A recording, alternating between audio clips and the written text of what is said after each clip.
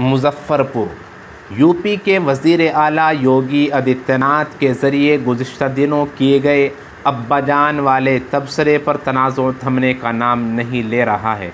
अब इस मामले में बिहार के मुज़फ़्फ़रपुर में चीफ़ जुडिशल मजिस्ट्रेट की अदालत में मकामी समाजी कारकुन तमन्ना हाशमी ने पिटीशन दाखिल की है और योगी के ख़िलाफ़ कार्रवाई का मुतालबा किया है। पिटीशन के मुताबिक योगी आदित्यनाथ ने जिस अंदाज़ में तबसरा किया है वो नहायत तज़हीक आमेज़ और तौहीन आमेज़ है।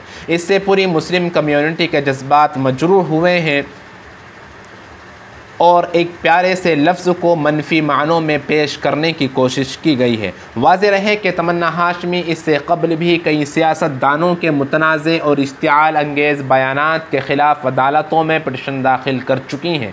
इस पिटीशन में उन्होंने वाज़ेह तौर पर योगी आदित्यनाथ और बीजेपी को मोरिद इल्ज़ाम ठहराया है और कहा है कि यूपी इलेक्शन जीतने के लिए जिस तरह की बयानबाजी की जा रही है वो मुल्क की फ़िरक़ावाराना फ़िज़ा के लिए सख्त नुकसानदेह है।